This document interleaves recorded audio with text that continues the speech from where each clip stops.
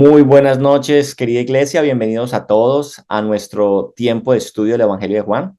Estamos estudiando expositivamente, versículo a versículo, todo este Evangelio y ya llevamos más de 2 años haciendo un estudio juicioso de este maravilloso libro. Nos encontramos en el capítulo 13 de Juan y hemos empezado en nuestra sesión anterior con este capítulo y estuvimos viendo desde los versículos 1 al 6 si no estoy mal. ¿Cierto? Hoy vamos a continuar estudiando este evangelio, pero antes de continuar, yo quiero invitarles a que hagamos una oración y le entreguemos al Señor este tiempo maravilloso. Yo quiero invitar a Joel que me colabore con una oración. Bueno, Padre Celestial, en el nombre de Jesús, Señor, te damos gracias por la oportunidad que nos das, Señor, de permitirnos juntarnos, de estar unánimes para aprender tu palabra. Señor, gracias por estos espacios. Permite que hoy podamos aprender mucho de ti, que lo podamos aplicar a nuestras vidas. Seas tú guiando a nuestro pastor, Señor, para que hable conforme a tu verdad. En el nombre de mi Cristo Jesús, todos decimos amén. Bueno, amén. Bueno, querida iglesia, vamos entonces a hacer una recapitulación así fugaz de lo que estuvimos viendo en nuestra sesión anterior.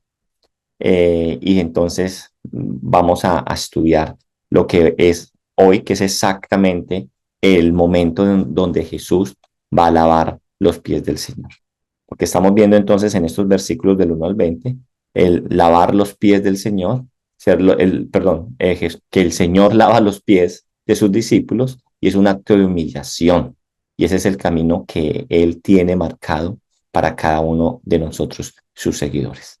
Entonces, tenemos que partir del punto de que cuando nosotros leemos Juan 13, el primer versículo es la base de todo lo que se va a desencadenar de aquí en adelante a esta sesión que la hemos llamado el discurso del aposento alto, ¿cierto? Porque en el versículo 1, cuando usted y yo leemos el versículo, dice, antes de las fiestas de la Pascua, esto nos muestra a nosotros que estamos a pocos días de celebrar la Pascua, pero estamos a pocos días de la crucifixión del Señor, ¿cierto?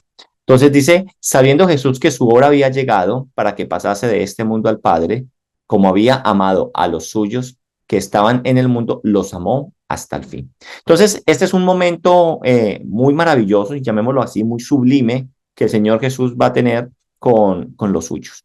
Entonces, aquí estudiábamos acerca del amor de Cristo por los suyos, que los amó hasta el fin de una manera muy, muy especial. Y decíamos que ese amor que el Señor tenía era un amor de amar hasta el extremo, un amor extravagante, un amor al límite y un amor que era pleno, ¿cierto?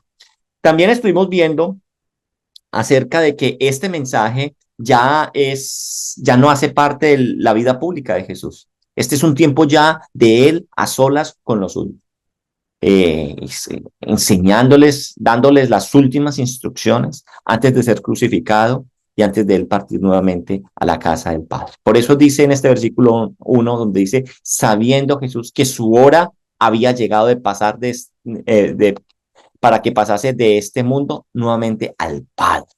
Y también queríamos que al estudiar estos versículos, queríamos aclarar que no todos sus discípulos, ¿cierto?, hacían parte de los suyos. Porque los versículos 2 y 3 nos hablan a nosotros de que allí había un personaje que contrastaba completamente con ese amor que nos habla el versículo 1, de ese amor que dio Jesús por los suyos. Y estaba en el contraste de esto, estaba Judas Iscariote, ¿cierto? El cual había entregó al Señor y el cual lo había vendido por unas monedas y luego le había mostrado o traicionado con un beso. ¿Por qué dijimos que Judas entregó al Señor? Se sentía defraudado de que no había valido la pena haberlo dejado todo, caminar esos 2 o 3 años con el Señor, cuando al fin y al cabo Él no resultó siendo el Mesías que Él esperaba y que lo pudiera sentar en un puesto importante en medio de ese reino que Él estaba anunciando. que lo dijo claramente, no era un reino terrenal, mi reino no es de este mundo. Entonces, estar decepcionado de eso, Judas entonces entrega al Señor, ¿cierto? Entonces, hablábamos acerca de eso, de esa traición de Judas y cómo ese Judas, de todas maneras, cuando estuvo en el ministerio de Jesús, nunca caminó bien. Desde el principio, el Señor dijo en Juan 6, recordábamos que dice, uno de vosotros es diablo. Él ya desde ahí les estaba dejando claro que alguien en medio de ellos lo iba a traicionar. Entonces, Judas lo traiciona y ahora entonces lo dejábamos como aparte y queríamos ahora entonces centrarnos completamente en lo que conlleva este acto de lavar los pies del Señor, que esto sería entonces el amor de Cristo ejemplificado. No solamente fue un amor, ¿cierto?, de palabras, donde dice los amó hasta el final, sino que fue un amor ejemplificado, humillándose al extremo por cada uno de ellos. Entonces, cuando nosotros leemos eh, los versículos 13 en adelante, dice, sabiendo Jesús, desde el capítulo 13, dice, sabiendo Jesús que el Padre le había dado todas las cosas en la mano y que habían salido de Dios y a Dios iba, se levantó de la cena y se quitó su manto y tomando una toalla se la ciñó. Luego puso agua en un lebrillo y comenzó a lavar los pies de sus discípulos y enjuagarlos con la toalla con que estaba ceñido. Entonces, entremos en contexto de lo que ha acontecido y que dio paso a este ejemplo del amor de Cristo por cada uno de los suyos.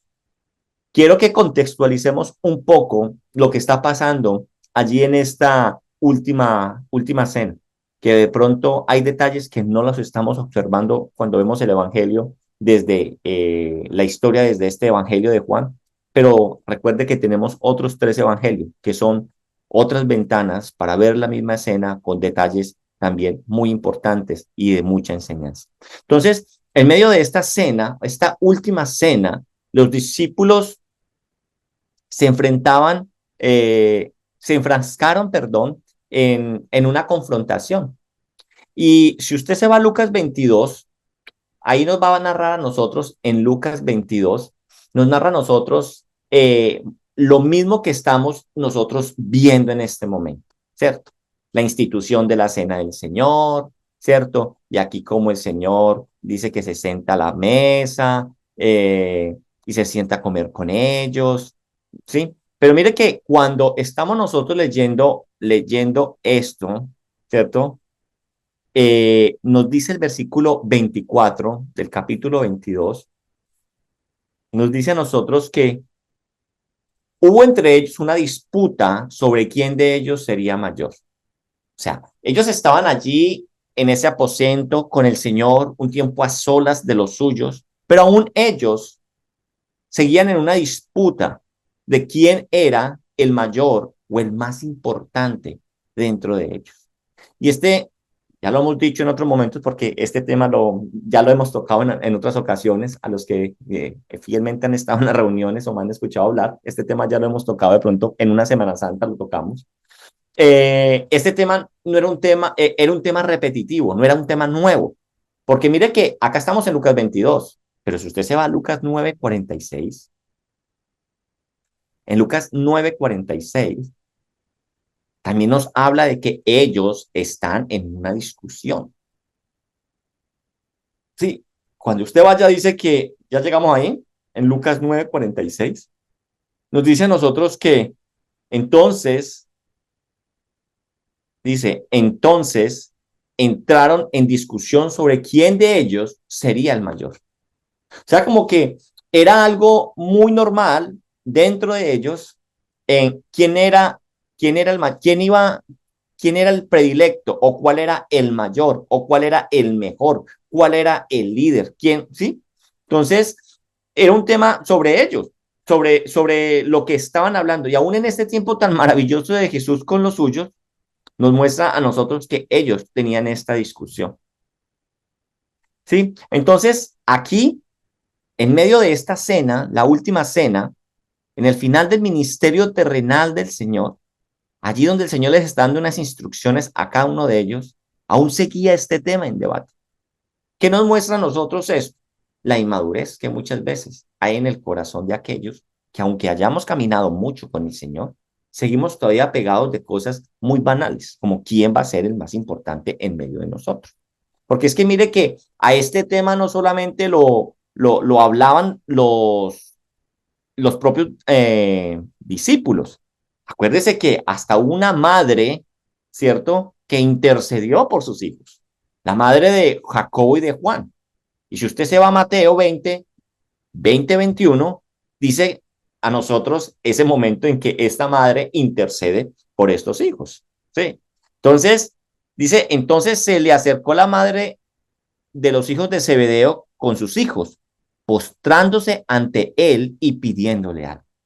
Él le dijo, ¿qué quieres? Ella le dijo, ordena que en tu reino se sienten estos dos hijos míos, el uno a tu derecha y el otro a tu izquierda. ¿Cierto? Entonces imagínese que ir a Jesús, me metieron hasta la mamá, me la tiraron, ¿sí? Metieron este asunto, ¿sí? Entonces, vemos cómo aún en este tiempo especial seguía este tema en debate. Juan 13, versículo 3 al 5, nos va a decir algo importante. Vamos a leer. Sabiendo Jesús que el Padre le había dado todas las cosas en la mano y que había salido de Dios y a Dios iba, se levantó de la cena. Entonces, acá yo quiero leer textualmente un comentario bíblico de Carson, ¿cierto? De Carson es un teólogo evangélico reconocido y es un erudito en el Nuevo Testamento. Y hay un comentario con respecto a este versículo o a esta escena que estamos viendo acá, y dice, abro comillas, él sabía no solo que había llegado el momento de que pasase de este mundo, sino que él había venido de Dios y que el Padre había puesto todas las cosas bajo su dominio. Con tanto poder y estatus a su disposición, esperábamos que derrotara al diablo en una confrontación llamativa e inmediata y que dejara devastado a Judas con una ráfaga imparable de la ira divina. Y yo creo que este comentario nos describe mucho a lo que nosotros hubiéramos deseado, ¿cierto? Dios, ¿por qué no con un mover de dedos, si es tan poderoso, por qué no cuadró todo el problema? Vence al diablo y saca a Judas y se evita el problema. Pero Dios es justo y él había venido, por como ya lo hemos estudiado, para esto había venido él a poner su vida por todos nosotros, porque teníamos que pagar, ¿cierto? Un precio por aquello que había pasado allí en el Edén. Entonces, cuando nosotros vemos que el Señor tenía tanto poder y estatus a su disposición, y hubiéramos deseado que hubiera hecho eso, en vez de que el Señor usara su poder, ¿cierto? Y su divinidad, ¿qué lo vemos nosotros que hace? Dice en el versículo, ahí es finalizando, se levantó de la cena. Sigamos leyendo. Y se quitó su manto y tomando una toalla, se la ciñó. Luego puso agua en un lebrillo y comenzó a lavar los pies de los discípulos y enjuagarlos con la toalla con que estaban ceñidos. Familia, este pasaje lo conocemos de memoria. Yo creo que todos sabemos la escena del lavatorio de los pies. Sí, lo hemos visto en una película, lo hemos leído en la Biblia, lo hemos visto en caricaturas, se los enseñamos a los hijos. O sea, es una historia, perdón, un pasaje que lo conocemos, ¿cierto? Pero corremos el peligro de perdernos todo lo que este evento, de lo que está haciendo aquí el Señor, nos quiere enseñar, nos quiere mostrar. Y nos deja una enseñanza grande.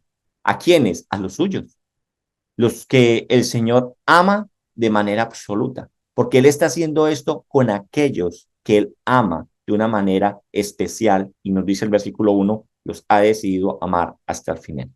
Démosle un poco más de contexto acerca de este lavatorio de los pies, ¿cierto? Cuando nosotros hablamos de darle contexto a esto de lo que está haciendo el Señor aquí, de levantarse, de ceñirse, de tomar agua, lavar y secar, ¿cierto? Tenemos que recordar que las calles de Jerusalén o las calles de aquella época no eran unas calles pavimentadas, ¿cierto? Había polvo o había lodo. Además, el calzado de la época no eran botas, pantaneras, o para no ensuciarse, ¿cierto? El calzado de la época era un calzado muy sencillo, unas sandalias de 3 puntos o una sandalia que se amarraba a los pies, ¿sí? Entonces, uno podía salir muy arreglado, muy aseado de la casa, pero los pies indudablemente se iban a ensuciar, fuera que se empolvara o fuera que se enlodara, dependiendo fuera el clima que estuviera allí. Entonces, eran unos pies que estaban llenos o de barro, o de sudor, o de polvo. Y cuando había este tipo de encuentros, de fiestas, de cenas, de visitas a casas, ¿cierto? Había una norma de cortesía. Y la norma de cortesía era que cuando alguien llegaba, ¿cierto? El anfitrión, el que estaba invitando a esa fiesta, proporcionaba a alguien que le limpiase los pies a los que iban llegando. Entonces, ¿por qué esto?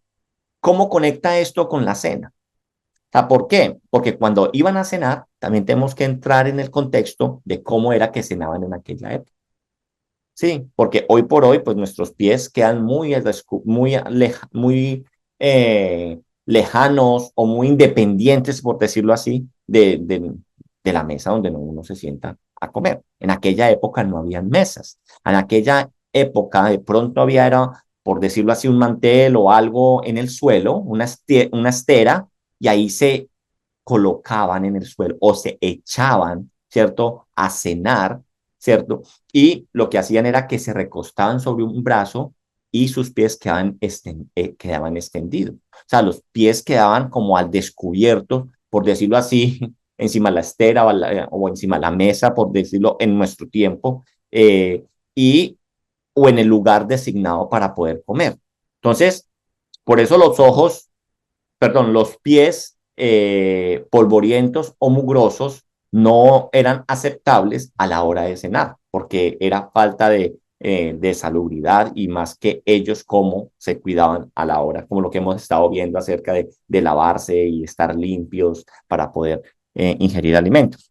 Entonces, por esto era que se hacía la labor de que cuando se llegara a una casa, al participar de los alimentos, se lavaran los pies. Pero este trabajo, ¿quién lo realizaba? ¿Cierto? Dice que el anfitrión, ¿cierto? Proporcionaba quién limpiara los pies. Entonces, ¿quiénes eran los que hacían estos trabajos? Los siervos de la casa o los esclavos de la casa, ¿sí? ¿Y quién era el que lo hacía? El siervo de menor rango. Ese era el que lo hacía. Y ojo, si habría dentro de la casa, había un judío que era siervo o esclavo, ¿cierto? Porque saldó alguna deuda, por cualquier razón que fuera, eh, los rabinos lo consideraban demasiadamente bajo y no permitirían que ellos lo hicieran por solamente ser judío. ¿Listo? ¿Correcto ahí? ¿Por qué entonces se lavaban los pies? Ahora volvamos a la escena, volvamos al aposento alto. Entonces, allí en medio de esa cena acuérdese, había una discusión en medio de esa cena, ¿cierto? ¿Quién era el mayor? ¿Cómo se sentían ellos? Estaban preguntando quién iba a ser el mayor en qué, en el reino de los cielos, en el reino que Jesús estuvo anunciando. Entonces, bueno, ¿quién va a ser? Entonces, ellos se sentían como unos altos funcionarios de ese reino que estaba por llegar, ¿cierto? Porque así se sentían ellos. ¿Quién va a ser acá el que va a gerenciar? Entonces, en medio de esos altos funcionarios del reino, habían pies que estaban sucios. Y como dijimos ahorita, el que el anfitrión proporcionaba quién los limpiara. Ahora la pregunta es que aquí no estaban llegando a la casa de Jesús y Jesús estaba invitándolos a cenar. Acuérdense cómo fue que se organizó la cena. Jesús los manda y le dice, vayan a tal lugar y diga, el maestro viene a cenar, ¿cierto? Preparen todo.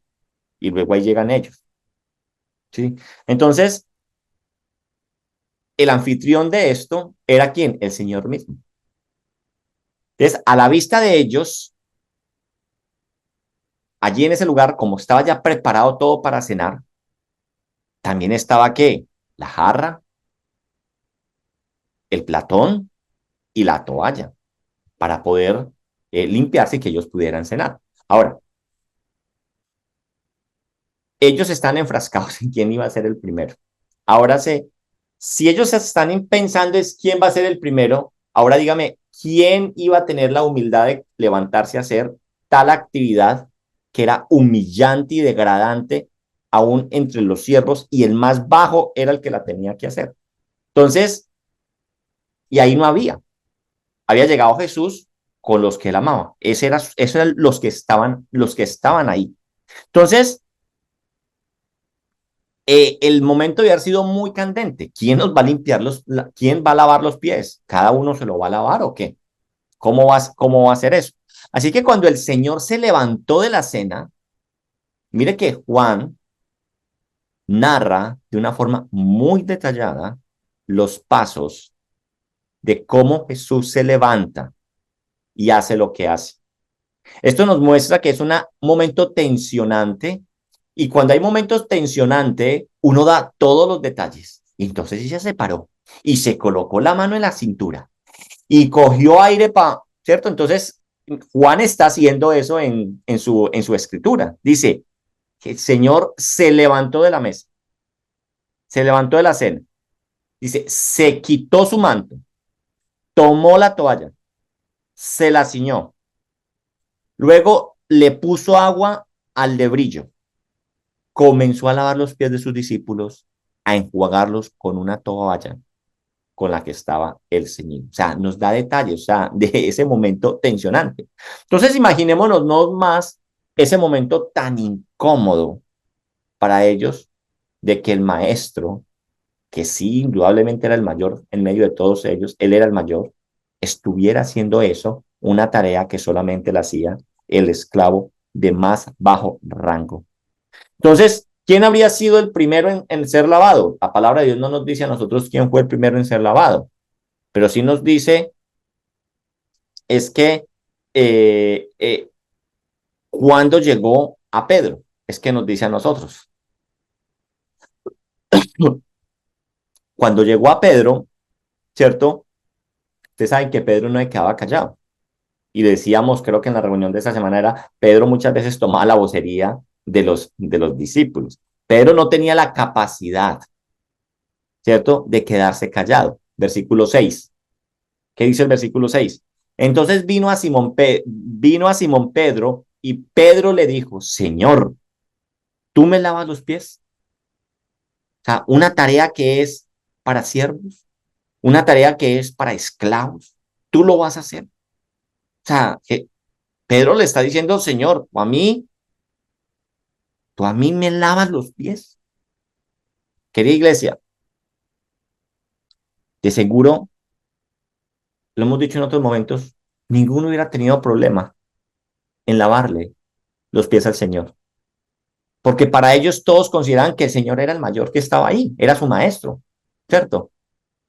El problema era entre ellos, el orgullo que había en sus corazones, la pelea de quién era el mayor, la pelea de quién iba a estar adelante. Ninguno tendría problemas en lavarle los pies al Señor y aún de besarlos. Pero aquí lo sorprendente era que el Señor, el Mesías, el Hijo de Dios, lo estaba haciendo. Así que por eso la pregunta que hace Pedro, y que muy probablemente, como Pedro toma la vocería de todos, ellos decían, ¿tú a nosotros nos estás lavando los pies? Ellos que están enfrascados en quién iba a ser el mayor de ellos en el reino de los cielos. Entonces, ahora el Señor está cumpliendo una función que es despreciable, el Señor se está humillando delante de ellos. Por eso Pedro no lo puede aceptar. Pero mire el Señor cómo de forma amorosa le responde a Pedro, versículo 7. El versículo 7 dice, respondiendo Jesús le dijo, lo que yo hago, Pedro, ¿cierto? Tú no lo comprendes ahora, mas lo entenderás después. ¿Sí? Familia, esta respuesta de Jesús debe haber sido suficiente para Pedro. Por más absurdo que este acto fuera, ya el Señor le ha dicho que tenía un significado, que por ahora él no lo podría entender. Abro paréntesis. ¿Por qué? Porque no tenía el Espíritu Santo de Dios. Entonces, la reacción de Pedro que nos está mostrando a nosotros, nos muestra una indignación, pero cuando de pronto se mira más a fondo, es una indignación del mismo orgullo que había en medio de ellos, que estaba disfrazado de humildad. Tú no lo puedes limpiar cuando estaban ellos enfrascados en ese problema. Mira el versículo 18. Pedro le dijo, no me lavarás los pies jamás. O sea, él ya le dijo, tú no lo entiendes, pero eso tiene un significado, porque en este momento tú no lo puedes entender. Pero el versículo 8 nos dice, Pedro le dijo, no me lavarás los pies jamás. Entonces, mirémonos la escena, ¿cierto? No me los vas a lavar. Los retiró, los encogió, se levantó, ¿cierto? Empecinado en su torpeza de no dejar que el Señor hiciera esta labor. Pero lo que el Señor le dice en torno a su reacción va a ser que ese momento incómodo que de cuando el Señor cogió los utensilios para lavar sus pies, ¿cierto? Quedara atrás y viniera uno más grande para Pedro. Porque ¿qué le contesta renglón seguido Jesús a Pedro? Después de que jamás me los vas a lavar. Entonces, ¿qué le responde el Señor Jesús? Dice, si no te lavare, no tendrás parte conmigo. O sea, dijo, si no te los lavo, si tú no pasas por esta vergüenza, no tienes parte conmigo. Ahora, lo que le dijo el Señor a Jesús, lo que dijo el Señor a Pedro, es algo que tenemos que decir, a Pedro le dolió lo que el Señor le dijo ahí, porque hay que decir algo y hay que dejarlo claro, por encima de su incapacidad, por encima de su torpeza, por encima de su orgullo, por encima de su ignorancia, pudiera tener todas las que pudiera tener Pedro. Pero Pedro sabía que solamente en Jesús estaba su vida. Recordemos que tiempo atrás él ya lo había hecho, ya lo había hecho. ¿Se acuerda cuando estuvimos estudiando Juan 6? En Juan 6, cuando nosotros estuvimos estudiando los últimos versículos del 67 y 69, muchos abandonaron al Señor. Cuando el Señor dijo, empezó a explicarles acerca de cuál era la razón del Mesías, cuál era la razón de él. Pedro le responde a Jesús de una forma maravillosa. Versículo 67, dijo entonces Jesús a los 12, ¿queréis acaso iros también vosotros? Ahí vuelve y toma Pedro la vocería. ¿Y qué dice Pedro? Sí, Señor, ¿a quién iremos? Tú tienes palabra de vida eterna y nosotros hemos creído y conocemos que tú eres el Cristo, el Hijo del Dios viviente. Así que ante esta advertencia que el Señor le está diciendo aquí en este versículo 8 al final, Jesús le respondió, si no te lavare, no tendrás parte conmigo. Ante esta advertencia, esas ínfulas de dignidad de que el maestro no lo puede hacer, desaparecen. Porque mire lo que pasa en el versículo 9. Te dijo, no, si es así entonces, ¿cierto? Pedro le dice, Señor, entonces no me laves no solo mis pies, sino también las manos y la cabeza, prácticamente báñeme. Si el coso es participar contigo, ¿cierto? Yo quiero estar contigo. Entonces, esta respuesta muestra la realidad del corazón de Pedro. ¿Sí me hago entender? Con falta de conocimiento, con falta de claridad, pero con un amor sincero. Familia, este hombre, Pedro, era un incapaz, como lo somos todos nosotros, sin la acción del Espíritu Santo. Pero este hombre amaba a Jesús por lo que ya había hecho, por lo que ya había dicho. Y lo había amado con toda su pasión, con todo su ser. Pero eso no lo bastaba para comprender las verdades que Jesús le está diciendo, porque Jesús le está diciendo, esto tiene un significado, pero tú no lo puedes entender. Por eso, en este momento, Pedro tiene la misma incapacidad que tenemos nosotros si no tenemos al Espíritu Santo de Dios. Familia, debemos estar agradecidos con Pedro por lo que hizo, por lo preguntón, con su incapacidad de estar callado, porque gracias a él podemos entender una verdad profunda que nos muestra el Evangelio y que nos muestra este pasaje que estamos estudiando, de este acto, cuán significativo es. Una verdad que es de nivel teológico muy profundo. Por eso le digo yo, esta historia no la conocemos y hay veces pasamos de largo y no le extraemos o pasamos a veces por alto lo importante que es, pero acá hay una enseñanza muy grande que quiero que la veamos con detalle. El Señor le ha dicho a Pedro, versículo 8, dice, si no te lavaré, no tendrás parte conmigo. Entonces, Pedro, es lo que dice, Pedro, si no aceptas que te lave los pies, no podrás aceptar por humillación, porque él dice, por humillación, Señor, tú no me lo puedes hacer porque tú eres el Señor, el Dios, el Mesías. Dice, si tú no aceptas que te lave los pies, lo que le está diciendo Jesús es, no podrás aceptar la humillación de que yo sea crucificado y muera en una cruz por todos ustedes. Si tú no aceptas esto porque es humillante, no vas a aceptar lo que es que yo muera colgado en un madero. Este es un acto de humillación que el Señor está realizando y que quería ejemplificar el otro acto de humillación que solo horas después iba a ser y los beneficios que esto traería para nuestras vidas. Si es que si tú no aceptas que yo te pueda lavar los pies, no vas a aceptar que con mi sangre en un madero yo te pueda limpiar de todos tus pecados. Porque morir en la cruz, ya lo hemos repetido varias veces, morir de la forma en como Jesús murió, así solamente mueren los peores asesinos de aquella época.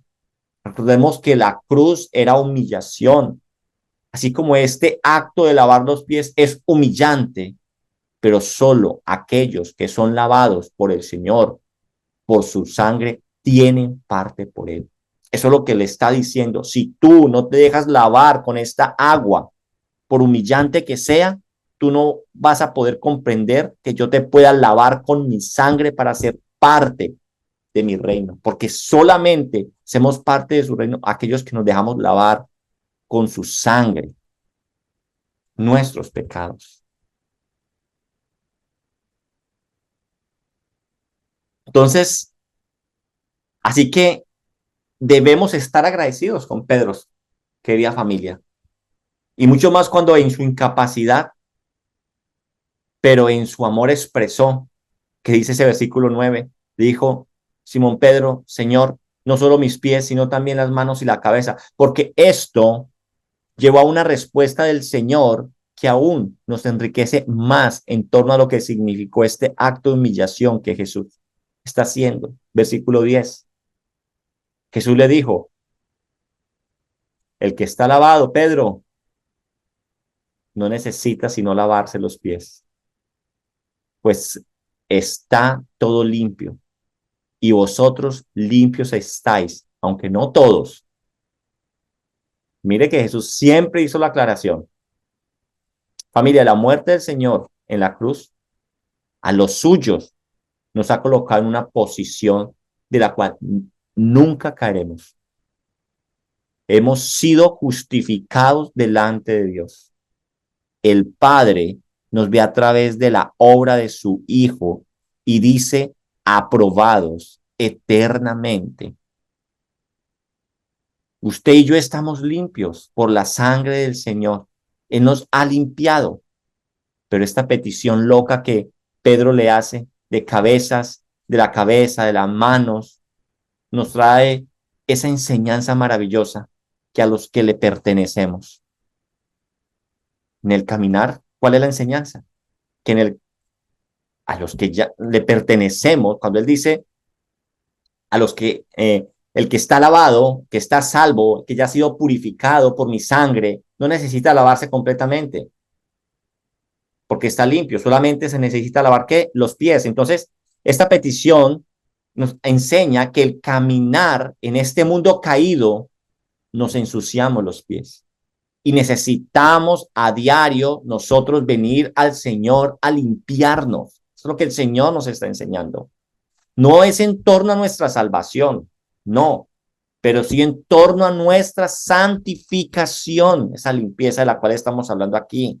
Por eso todos los días tenemos que ir a practicar primera de Juan 1:9, si confesamos nuestros pecados, Él es fiel y justo para perdonarnos, ¿cierto? De nuestros pecados y limpiarnos de toda maldad. Versículo 10 y 11. Versículo 10 y 11 refiere lógicamente a quién, a Judas. 10. Y vosotros limpios estáis, aunque no todos, dice. Versículo 11.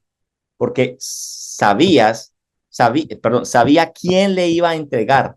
Por eso dijo, no estáis limpios todos. Ahora, ¿qué nos puede decir esto a nosotros? Esto nos afirma que el Señor entonces también le lavó los pies a Judas. ¿Sí? Mire lo que muestra el amor del Señor. Aquel que lo entregaría, aquel que lo odiaba, que el Señor sabía que lo odiaba, recibe una última muestra del amor del Señor. Pero el corazón de Judas despreció este hecho. Cuando un corazón está contaminado, no importa qué haga usted por la persona, siempre lo va a asumir por el lado equivocado. La dureza del corazón muy probablemente terminó de rematar la confusión tan grande que él mismo tenía en su mente, de ese Mesías que no cumplió o no fue lo necesario para él, no fue, no, ay, se me va la palabra, satisfizo, me hablaron atrás, ¿cierto? Muy posiblemente él como que, dice que Mesías y haciendo esto, humillándose de tal forma, y por eso Jesús le dice, si tú no pasas porque yo te lave los pies, no vas a pasar de que el Mesías sea clavado en una cruz. Lo que nos lleva entonces a decir que este acto muy probablemente impulsó más a Judas a realizar lo que iba a realizar, por lo que decía ahorita, el corazón malvado, cualquier muestra de humillación y de amor es tomada con desprecio. Sí. Ahora, entonces, hemos estado estudiando los versículos 7 al 11. Estas verdades teológicas descritas en estos versículos, hemos visto la humillación de Jesús en su obra de vida y muerte, y hemos visto también cómo la limpieza permanente de la justificación frente a la limpieza diaria de la santificación. ¿Sí? Entonces, aunque de gran importancia, ¿cierto? Estas dos enseñanzas no eran las verdades principales que el Señor buscaba comunicar. Estas enseñanzas han surgido de las preguntas de Pedro, ¿cierto? Pero el principio más importante que nosotros tenemos que entender, que Jesús quiere enseñar a sus discípulos con este acto de amor y humillación, es que en el reino, el más grande es aquel que ama teniendo como principio la humillación. Ellos están enfrascados en quién va a ser el primero, pero el Señor les está enseñando que en su reino el primero es el que más se humilla. Eso es lo que el Señor nos está enseñando. Enseña a ellos y nos enseña a nosotros. Pero nosotros, obviamente, estamos en una mejor posición que la que estaban los discípulos y la que estaba Pedro. Y cuando hablo de una mejor posición es pues porque nosotros tenemos la revelación completa. Pedro y los discípulos no tenían la revelación completa. Después de haber entendido lo que teológicamente simboliza este acto, Pedro no lo entendía en ese momento y el Señor se lo está diciendo. Debemos sacar una aplicación para nuestra vida diaria. La teología, sin aplicación de vida, es un estudio muerto, es un estudio académico, es un estudio intelectual, pero no es espiritual. Nosotros estamos llamados a ejemplificar las enseñanzas de la palabra de Dios. Y eso es lo que Cristo nos está enseñando. Él no solamente nos enseñó teología, Él la vivió, Él la practicó, Él mostró su amor por cada uno de nosotros. Por eso, para este acto de humillación del Señor, solamente hay un camino.